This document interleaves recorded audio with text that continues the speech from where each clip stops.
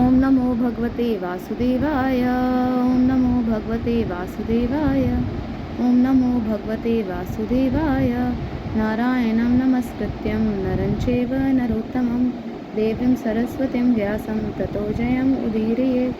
नष्टप्रायेषु भद्रेषु नित्यं भागवत सेवया भगवती उत्तमश्लोके भक्तिर्भक्तिनैष्टिकीं मूकं करोति वाचालं पङ्गुं लङ्घयते गिरिं यत्कृपातम् अहं वन्दे श्रीगुरून् दीनतरणं परमानन्दं माधवम्। ॐ हरि ओम तत्सत्। अथ अष्टादशोऽध्यायः। हिरण्याक्ष के साथ वरा भगवान का युद्ध। मैत्रेय उवाच तदेव माकर्ण्य जलेशा भाषितं महामनास्तद् विघ्नया दुर्मधा हरेर्विदित्वा गतिम् अङ्गानारदात् रसातलं निर्विशेषे तवरान्वितः ददर्श तत्र द्विजितं धराधरं रोमीयमानावनिम् अग्रदंष्ट्रया मुष्णन्तम् अकृष्णः स्वारुचो अरुणाश्रय जहासा चाहुवनं गोचरो मृगः आहेनम् इहे अज्ञमहिं विमुञ्चानो रसोकसां विश्वसृज्यम् अर्पिता नास्तुमस्ति यास्यसि अन्या ममेक्षतः सूरा धमासादिता शुक्र आकृते त्वं नासक्तने अभवायः किंकृतो यो मायया हन्ति असुरान् परोक्षा च त्वां योगमाया बलम् अल्पपौरुषं संस्थाप्य मूढ ब्रह्मजले सुहृषजः त्वयि संस्थिते हृदया शिरना शीर्षणी अस्मद्भुजा श्रुतया ये चातुभ्यं बलिं हरन्ति ऋषयो ये च देवः स्वयं सर्वे न भविष्यन्ति अमूलः सा तु प्रिया मानो अरिदुर्गः तोमरेदं सरागरः गां उपलक्ष्या भीतां मोदं मृशन् विरगाद् अम्बुमध्याद् ग्राहतः सकर्णेरु यथेवः तं निःसरन्तं सलीलात् अनुद्रुतो हिरण्यया केशो दुरदं यथा जहसर्ष करालादं स्त्रो अश्नि निस्वनो अब्रवीत् यथा ह्रियाम किं असतां विगृहीतम्। श्री मैत्रेय जी ने कहा, तात वरुण जी की यह बात सुनकर वह मदोन्मद दैत्य बड़ा प्रसन्न हुआ। उसने उनके इस कथन पर कि तू उनके हाथ से मारा जाएगा कुछ भी ध्यान नहीं दिया और चट नारद जी से श्री हरि का पता लगाकर रसातल में पहुंच गया। वहां उसने विश्व विजयी वरा भगवान को अपनी दाढ़ों की नोक पर पृथ्वी को ऊपर की ओर ले जाते हुए देखा। वे अपने लाल लाल चमकीले नेत्रों से उसके तेज को हरे लेते थे। उन्हें देखकर वह खिलखिलाकर हंस पड़ा और बोला, अरे ये जंगली पशु यहाँ जल में कहाँ से आया? फिर वरा जी से कहा, अरे ना समझ, इधर आ, इस पृथ्वी को छोड़ दे। इसे विश्व विधाता ब्रह्मा जी ने हम रसातल वासियों के हवाले कर दिया है। रे सूकर रूपधारी सुराधम, मेरे देखते देखते तू इसे लेकर कुशल पूर्वक नहीं जा सकता। तू माया से लुक छिप कर ही दैत्यों को जीत लेता और मार डालता है।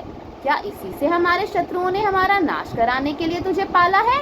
मूढ़, तेरा बल तो योग माया ही है और कोई पुरुषार्थ तुझमें थोड़े ही है। आज तुझे समाप्त कर मैं अपने बंधुओं का शोक दूर करूंगा।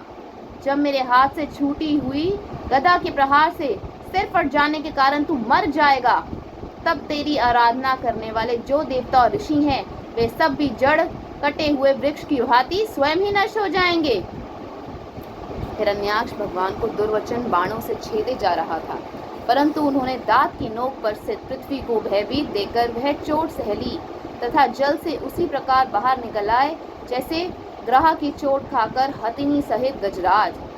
जब उसकी चुनौती का कोई उत्तर ना देकर वे जल से बाहर आने लगे तब ग्राह जैसे गज का पीछा करता है उसी प्रकार पीले केश और तीखी दाढ़ों वाले उस दैत्य ने उनका पीछा किया तथा वज्र के समान कड़क कर वह कहने लगा, तुझे भोगने में लज्जा नहीं आती, तुझे भागने में लज्जा नहीं आती। सच है, असत पुरुषों के लिए कौन सा काम ना करने योग्य है। सा गाम उदस्तात् शीलस्य गोचरे मन्यस्य तस्याम् अधतात् स्वसत्वम् अधिष्ठितो विश्वसृजा प्रशनुर अपूर्यमानो विबुधे पश्यतो अर्हे परानुष्कतं तपन्योपकल्पं महागदं काञ्चनाचित्र दंशं भ्रमाणि अभीक्षणं प्रतुदन्तं दुरुक्तः प्रचण्डामहि प्रशंसितं भवसे। श्रीभगवान् उवाच सत्यं वयं भुवनः गोचरं मृगयुष्मद्वृधान् मृगये ग्रामस्य महान् मृत्यु पाशे प्रतिमुक्तस्य वीरा विकथनं तं गृह्णन्ति अभद्रा एते वयं न्यासाहरा रसौकसां गता हि योगद्यग्रवृतास्ते तिष्ठमाहे अथापि कथञ्चित् अजहोस्थेयं क्वाजामो बलिनोत्पादया वैरं त्वं पदरथा नाम किलायुथा पादिपो घटस्वः नो अस्वस्थया आश्व अनुह संस्थापया चासमान् प्रमृजास्तु स्वकानां या स्वां प्रति ज्ञानं नतीति परति असभ्यः। मैत्रेय उवाच सो अधीक्षिपतो भगवता कुलवधाश्च ऋषावृषम् आजाहारोल्पणं क्रोधं प्रद्यमानो अहिराद इव सृजन अमर्षतः श्वशान मन्युपरि प्रचलितेन्द्रियः आसाद्य तरसा दैत्यो गद्यन्यहनद्धरिम्। भगवान ने पृथ्वी को ले जाकर जल के ऊपर व्यवहार योग्य स्थान में स्थित कर दिया और उसमें अपनी आधार शक्ति का संचार किया। उस समय हिरण्याक्ष के सामने ही ब्रह्मा जी ने उनकी प्रस्तुति की और देवताओं ने फूल बरसाए। तब श्री हरि ने बड़ी भारी गदा लिए अपने पीछे आ रहे हिरण्याक्ष से, जो सोने के आभूषण और अद्भुत कवच धारण किए था, तथा अपने कटु वाक्यों से उन्हें निरंतर मर्माहत कर रहा था, अत्यंत क्रोधपूर्वक हंसते हुए कहा। श्री भगवान ने कहा, अरे सचमुच ही हम जंगली जीव हैं, जो तुझ जैसे राम सिंहों कुत्तों को ढूंढते फिरते हैं। दुष्ट वीर पुरुष, तुझ जैसे मृत्युपाश में बंधे हुए अभागे जीवों की आत्मशलाघा पर ध्यान नहीं देते। हाँ, हम रसातल वासियों की धरोहर चुराकर और लज्जा छोड़कर तेरी गदा के भय से यहाँ भाग आए हैं। हम में ऐसी सामर्थ्य ही कहाँ कि तेरे जैसे अद्वितीय वीर के सामने युद्ध में ठहर सके। फिर भी हम जैसे तैसे तेरे सामने खड़े हैं। तुझ जैसे बलवानों से वैर बांधकर हम जा भी कहाँ सकते हैं। तू पैदल वीरों का सरदार है, इसलिए अब निशंक होकर उधेड़ बुन छोड़कर हमारा अनिष्ट करने का प्रयत्न कर और हमें मारकर अपने भाई बंधुओं के आंसू पोंछ। अब इसमें देर ना कर। जो अपनी प्रतिज्ञा का पालन नहीं करता वह असभ्य है, भले आदमियों में बैठने लायक नहीं है। मैत्री जी कहते हैं, विदुर जी, जब भगवान ने रोष से उस दैत्य का इस प्रकार खूब उपहास और तिरस्कार किया, तब वह पकड़कर खेलाए जाते हुए सर्प के समान क्रोध से तिलमिला उठा। वह खिंचकर लंबी लंबी सांसें लेने लगा। उसकी इंद्रियां क्रोध से शुद्ध हो उठी और उस दुष्ट दैत्य ने बड़े वेग से लपककर भगवान पर गदा का प्रहार किया। भगवान सुगदा वेगम विसृष्टं रिपुणो ऋषि अवनच्चय तिर्षचिनो योगारुद्ध एवान्तिकम्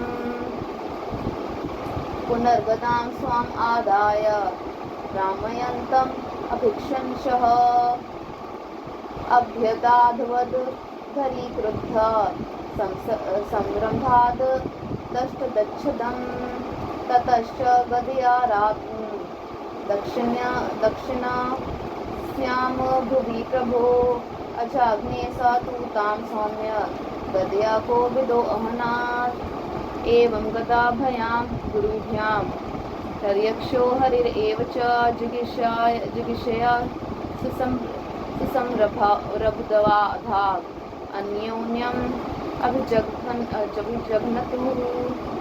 तयोस्तिगमा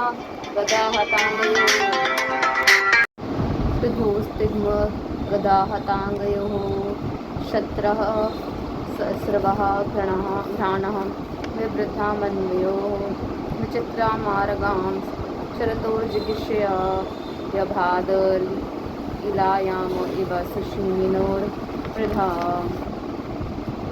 दैत्यस्य यज्ञार्यवस्य मायागृहीता वरः तनोर्महात्मना कौरवय महयां दृश्ययोर्विमर्दनं निदृक्षुर आगाध ऋषिभिर्वृतः स्वराट् आसना सौन्दर्यम् अपेतसाध्वसं प्रतापतीकारम् आहार्य विक्रमं विलक्षय दैत्यं भगवान् सहस्रानीरजगाद नारायणम् आदिशुक्रं ब्रह्मोवाच एषा ते देवदेवानाम् अङ्घ्रिमूलमुपेयुषां विप्राणां सौरभीयेनां भूतानाम् अपि अनागसाम् आगस्कृद भयाकृदुष्कृद अस्मदराधवरो असुरः अन्वेषन् अप्रतिरथो लोकान् अतति कण्टकः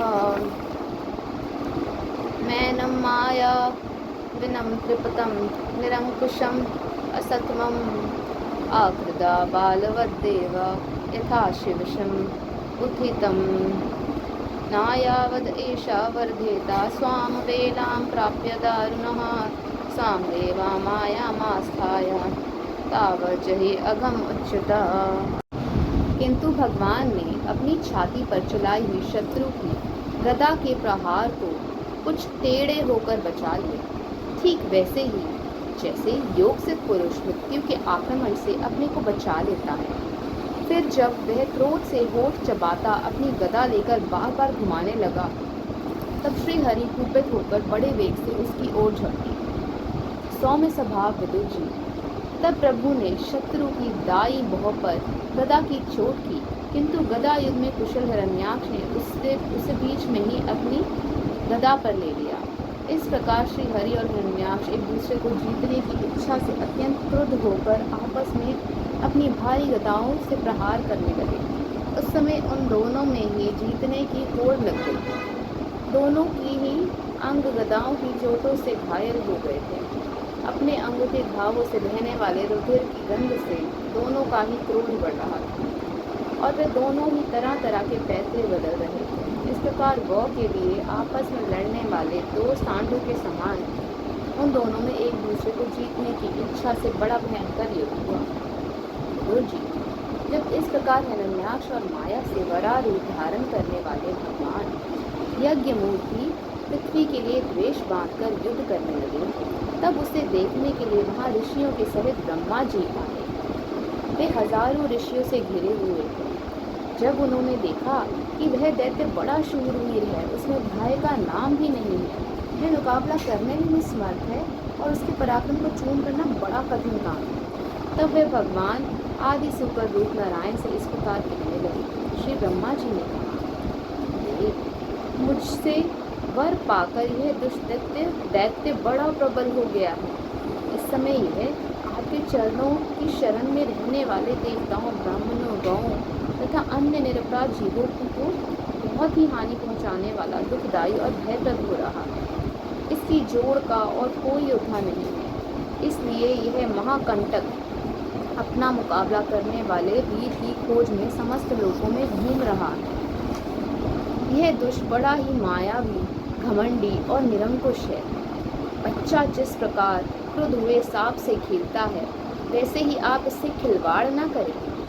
देव अच्युत, जब तक यह दारुण दैत्य अपनी बल वृद्धि के वेला को पाकर प्रबल हो, उससे पहले पहले ही आप अपनी योग माया को स्वीकार करके इस पापी को मार डालिए।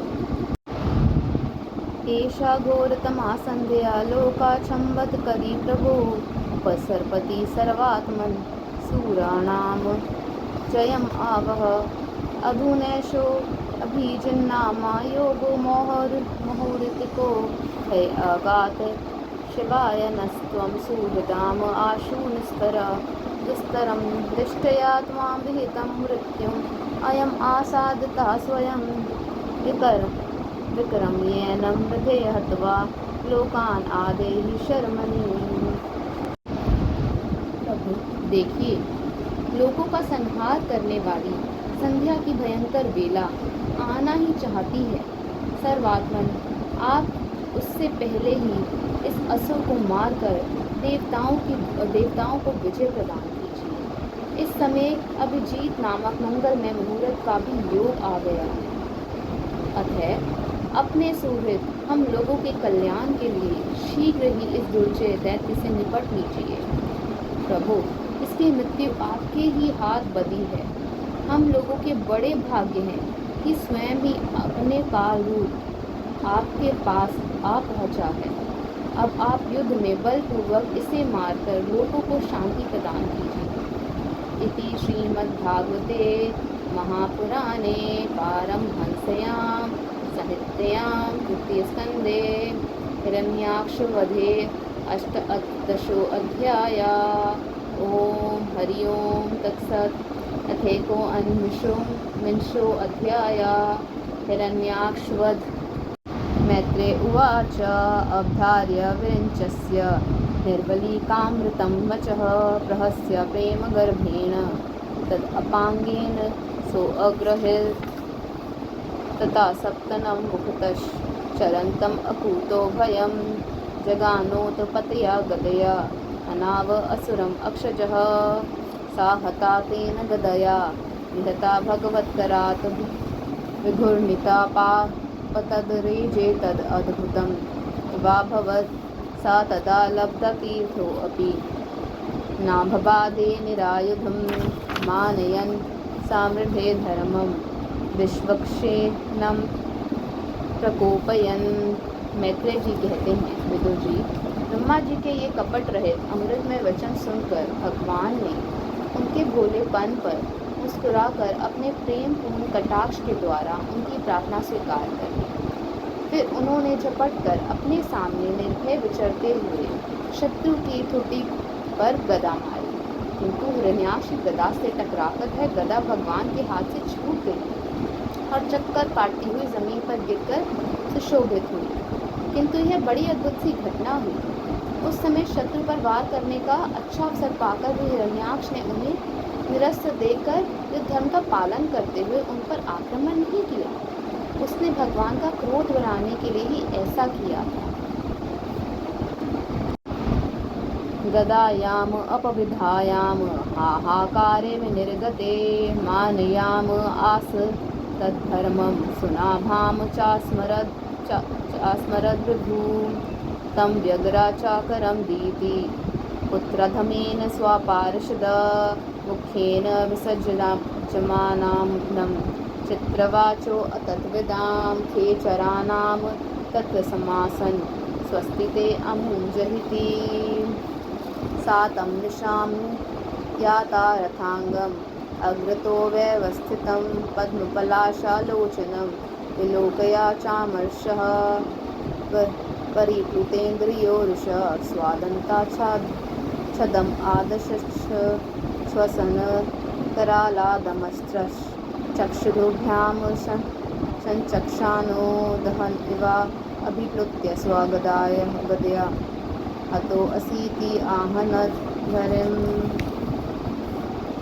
पदासवयेन तां साधो भगवान् यज्ञशूकरः लीलयामिष्ठ शत्रुप्रहरद् वातरं हसम् आहा चायुधम् आधात्स्व घटस्वतं जिगिषसि इति उक्ता स तदा भूयस्तादयन् यनाददृशं तां सा आपततिं वीक्षय भगवान् संवत्सतः जग्राह लीलया प्राप्तां गरुत्मान इवापङ्गिं स्वपुरुषे पौरुषे प्रतिहते हतमानो महासुर नैच्छद्गदां दीयमाना हरिणा विगतप्रभा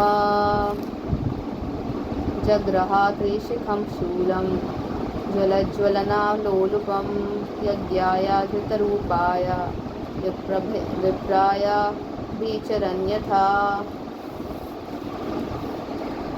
गदा गिर जाने पर और लोगों का हाहाकार बंद हो जाने पर प्रभु ने उसकी धर्म बुद्धि की प्रशंसा की और अपने सुदर्शन चक्र का स्मरण किया। चक्र तुरंत ही उपस्थित होकर भगवान के हाथ में घूमने लगा, किंतु वे अपने प्रमुख पार्षद दैत्यधम हिरण्याक्ष के साथ विशेष रूप से क्रीड़ा करने लगे। उस समय उनके प्रभाव को न जानने वाले देवताओं के लिए विचित्र वचन सुनाई देने लगे। प्रभु आपकी जय हो, उसे और न खिलाइए, शीघ्र ही मार डालिए। जब हिरण्याक्ष ने देखा कि कमल दल लोचन श्रीहरि उसके सामने चक्र लिए खड़े हैं, तब उसकी सारी इंद्रिया क्रोध से तिलमिला उठी और वह लंबी सांसें लेता हुआ अपने दांतों से भोग चबाने लगा। उस समय वह तीखी दाढ़ों वाला दैत्य अपने नेत्रों से इस प्रकार उनकी ओर घूमने लगा मानो वह भगवान को भस्म कर देगा। उसने उछल कर, ले अब तू नहीं बच सकता, इस प्रकार ललकारते हुए श्रीहरि पर गदा से प्रहार किया। साधु स्वभाव विदुर जी, यज्ञ मूर्ति श्रीवरा भगवान ने शत्रु के देखते देखते लीला से ही अपने बाएं पैर से उसकी वह वायु के समान वेग वाली गदा पृथ्वी पर गिरा दी और उससे कहा, अरे दैत्य, तू मुझे जीतना चाहता है, इसलिए अपना शस्त्र उठा ले और एक बार फिर वार कर। भगवान के इस प्रकार कहने पर उसे फिर गदा चलाई और बड़ी भीषण गर्जना करने लगा। गदा को अपनी ओर आते देखकर भगवान ने जहाँ खड़े थे वहीं से उसे आते ही अनायास इस प्रकार पकड़ लिया जैसे गरुड़ सापिन को पकड़ ले।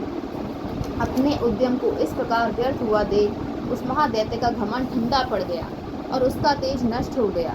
अब की बार भगवान के देने पर उसने उस गदा को लेना ना चाहा, किंतु जिस प्रकार कोई ब्राह्मण के ऊपर निष्फल अभिचार मारन आदि प्रयोग करे, मूठ आदि चलाए, वैसे ही उसने श्री यज्ञ पुरुष पर प्रहार करने के लिए एक प्रज्वलित अग्नि के समान लपलपाता हुआ त्रिशूल लिया। तद ओजसा दैत्य महाभातर्पितं चकाशद अंतः कु उदीर्णाभिदति चक्रेण चछेदा निशाता नेमिना हरिर्यथाता रक्ष्य पत्तरम् उज्जिहितं विकने स्वाशूले बहुधारिणा हरे प्रत्येता विस्तीर्णम् उरो विभूतिमत् प्रवृद्धा रोषसा कठोर मुष्टिना नदन् प्रहर्तयान्तराधिया यतः शूरः तेनेथम् आहतः शतर भगवान् आदिशूकरः नाकम्पतां न क्वापि सृजाहता इवाद्विपः अथो रूढास सृजन्मायां योगमायेश्वरे हरो यां विलोक्य प्रजास्तस्त्रस्ता नेमिरे अस्योपसंयमम्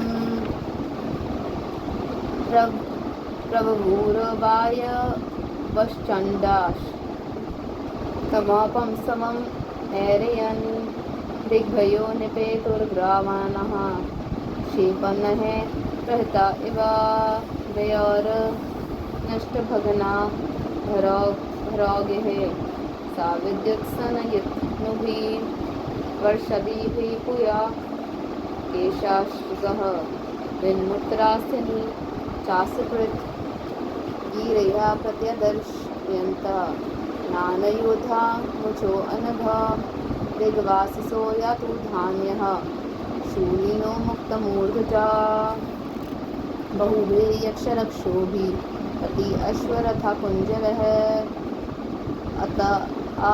आततायिभिरुत्सृष्टः हिंस्रः वाचो अतिवैशासः प्रादुष्कृतानां मायानाम् असुरीणां विनाशयत् सुदर्शनास्त्रं भगवान् प्रायुक्तादयितं त्रिपात्। महाबली हिरण्याक्ष का अत्यंत वेग से छोड़ा हुआ वह तेजस्वी त्रिशूल आकाश में बड़ी तेजी से चमकने लगा। तब भगवान ने उसे अपनी तीखी धार वाले चक्र से इस प्रकार काट डाला जैसे इंद्र ने गरुड़ जी के छोड़े हुए तेजस्वी पंख को काट डाला था। एक बार गरुड़ जी अपनी माता वृंता को सर्पों की माता कद्रु के दासी पने से मुक्त करने के लिए देवताओं के पास से अमृत छीन लाए थे। तब इंद्र ने उनके ऊपर अपना वज्र छोड़ा। इंद्र का वज्र कभी व्यर्थ नहीं जाता, इसलिए उसका मान रखने के लिए गरुड़ जी ने अपना एक पर गिरा दिया। उसे उस वज्र ने काट डाला। भगवान के चक्र से अपने त्रिशूल के बहुत से टुकड़े हुए देखकर उसे बड़ा क्रोध हुआ। उसने पास आकर उनके विशाल वक्षस्थल पर, जिस पर श्रीवत्स का चिन्ह सुशोभित है, कसकर घूसा मारा और फिर बड़े जोर से गरजकर अंतर्ध्यान हो गया। विदुर जी, जैसे हाथी पर पुष्पमाला की चोट का कोई असर नहीं होता, उसी प्रकार उसके इस प्रकार घूसा मारने से भगवान आदिवरा तनिक भी टस से मस नहीं हुए। तब वह महामायावी दैत्य मायापति श्रीहरि पर अनेक प्रकार की मायाओं का प्रयोग करने लगा, जिन्हें देखकर सभी प्रजा बहुत डर गई और समझने लगी कि अब संसार का प्रलय होने वाला है। बड़ी प्रचंड आंधी चलने लगी, जिसके कारण धूल से सब ओर अंधकार छा गया। सब ओर से पत्थरों की वर्षा होने लगी, जो ऐसे जान पड़ते थे मानो किसी क्षेपण यंत्र गुलेल से फेंके जा रहे हैं। बिजली की चमचमाहट और कड़क के साथ बादलों के घिर आने से आकाश में सूर्य, चंद्र आदि ग्रह छिप गए तथा उनसे निरंतर केश, रुधिर, विष्ठा, मूत्र और हड्डियों की वर्षा होने लगी। विदुर जी, ऐसे ऐसे पहाड़ दिखाई देने लगे जो तरह तरह के अस्त्र शस्त्र बरसा रहे थे। हाथ में त्रिशूल लिए बाल खोले नंगी राक्षसियां दिखने लगी। बहुत से पैदल घुड़सवार रथी और हाथियों पर चढ़े सैनिकों के साथ आतताई यक्ष राक्षसों को मारो मारो, काटो काटो, ऐसा अत्यंत क्रूर और हिंसा में कोलाहल सुनाई देने लगा। इस प्रकार प्रकट हुए उस असुरी माया जाल का नाश करने के लिए यज्ञमूर्ति भगवान वरा ने अपना प्रिय सुदर्शन चक्र छोड़ा। तदादितेः संभवत् सहसा हृदि वेपतु स्मरन्तय भ्रतुरादेशम् उथनाच चाश्रिक प्रसूश्रुवे विनष्टासु स्वमायासु भूयश्चावरजय केशवं वृषोपागुहमानो अमुं ददृशे अवसितं बहिः तं मुष्टिभिर्विनिघ्नन्तं वज्रसारेरधोक्षजा करेण कारणामूले अहन् यथा त्वास्तरं मरोत्पत्तिः सा आहतो विश्वजीता हे अव्यायः परिभ्रमद्गात्रः उदस्तालोचना विशीर्णः बहाव अङ्घ्रिशिरोरुः अपतद् यथा नागेन्द्रो लूलितो नभस्वतः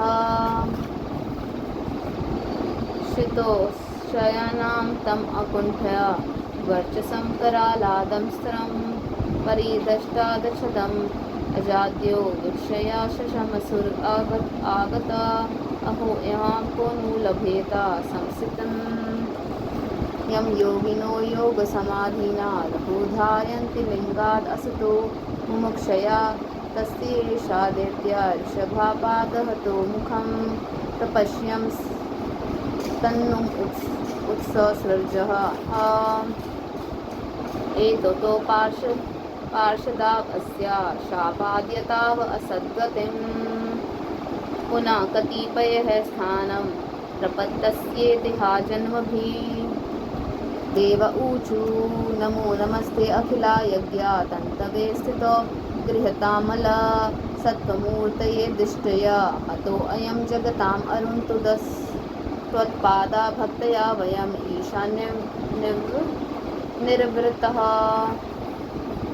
मैत्रेय उवाच एवं हिरण्याक्षम् असह्य विक्रमं साधयित्वा हरिरादिशूकरः जगामालोकं स्वम् अखण्डतो तत्स्वं समेदितः पुष्करा विस्तरादिभिः।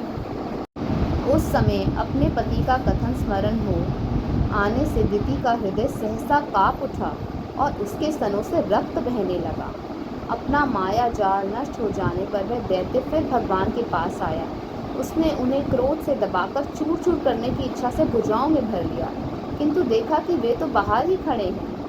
वह भगवान को वज्र के समान कठोर मुक्कों से मारने लगा। तब इंद्र ने जैसे वृत्रासुर पर प्रहार किया था, उसी प्रकार भगवान ने उसकी कनपटी पर एक तमाचा मारा। विश्व विजय भगवान ने यद्यपि बड़ी उपेक्षा से तमाचा मारा था, तो भी उसकी चोट से हिरण्याक्ष का शरीर घूमने लगा। उसके नेत्र बाहर निकल आए तथा हाथ पैर और बाल छिन्न भिन्न हो गए और वह निष्प्राण होकर आंधी से उखड़े हुए विशाल वृक्ष के समान पृथ्वी पर गिर पड़ा। हिरण्याक्ष का तेज अब भी मलिन नहीं हुआ था। उस कराल दाढ़ों वाले दैत्य को दांतों से होठ चबाते पृथ्वी पर पड़ा देख वहां युद्ध कर्मी देखने के लिए आए हुए ब्रह्मादि देवता उसकी प्रशंसा करने लगे कि अहो, ऐसी अलभ्य मृत्यु किसको मिल सकती है। अपनी मिथ्या उपाधि से छूटने के लिए जिनका योगी जन समाधि योग के द्वारा एकांत में ध्यान करते हैं, उन्हीं के चरण प्रहार से उनका मुख देखते देखते इस दैत्यराज ने अपने शरीर त्यागा। ये हिरण्याक्ष और हिरण्यकशिपु भगवान के ही पार्षद हैं। इन्हें शापवश ये अधोगति प्राप्त हुई है। अब कुछ जन्मों में ये फिर अपने स्थान पर पहुंच जाएंगे। देवता लोग कहने लगे, प्रभु आपको बारंबार नमस्कार है। आप संपूर्ण यज्ञों का विस्तार करने वाले तथा संसार की स्थिति के लिए शुद्ध सत्व में मंगल विग्रह प्रकट करते हैं। बड़े आनंद की बात है कि संसार को कष्ट देने वाले यह दुष्ट दैत्य मारा गया। अब आपके चरणों की भक्ति के प्रभाव से हमें सुख शांति मिल गई। मैत्रेय जी कहते हैं, विदुर जी, इस प्रकार महापराक्रमी हिरण्याक्ष का वध करके भगवान आदिवरह अपने अखंड आनंदमय धाम को पधारे। उस समय ब्रह्मादि देवता उनकी स्तुति कर रहे थे। मया यथानुगतम् अवादीते हरे कृतावतारस्य सुमित्रचेष्टितं यथा हिरण्याक्ष उदारा विक्रमो महामृधे निराकृतः सुत उवाच इति कौशरवाख्याताम् आश्रित्य भगवत्कथां शतानन्दं परं लेभे महाभागवतो द्विजा। अन्येषां पुण्यश्लोकानाम् उदामा यशसाम् असताम् उपश्रुत्य भवेन्नोदः श्रीवत्साङ्कस्य किं पुनः योगजेन्द्रं जहशग्रस्तं ध्यायन्तं चरणाम्बुजं क्रोशन्तीनां करेणूनां पृच्छ्रतो अमोचयद्रुतं तं सुखाराधयं ऋजुभिरनन्यशरणैर्नभे कृतज्ञः को न स्वेसेविता दुराराध्यम् असाधुभिः।